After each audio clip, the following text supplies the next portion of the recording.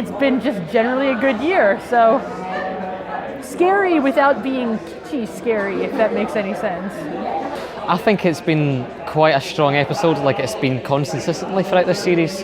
I mean, things like this sort of sticking it to the man business thing that we've had already with like things like the Green Death and whatever we've had in this as well, which was quite nice.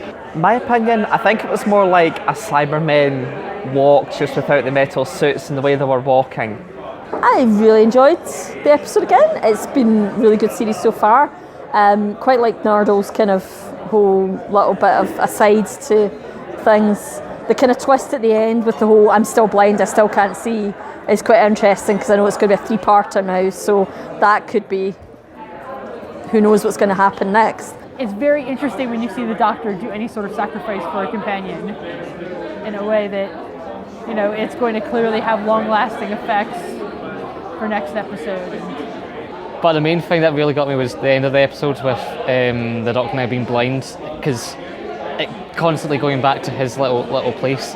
It kind of feels like Stephen Moffat's trying to play Buffy this show now.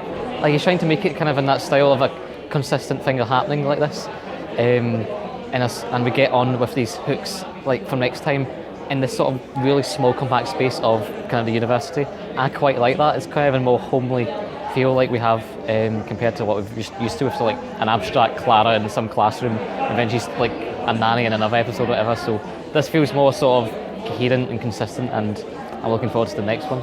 Although I think when the Doctor had to make the sacrifice for Bill in order to save her life was quite groaning, because she turned to the way they put their hand on each other to like turn off their oxygen or whatever it was. I can't remember that off the top of my head, but yeah. But overall, it's a good episode. Really like Bill, really like the whole kind of dead things in spacesuits, because that worked really well before in Silence of the Library. Generally, just quite a good episode. You can always tell when it's a good episode because I don't want to do other things at the same time as watching it. So what do you think is in the vault then?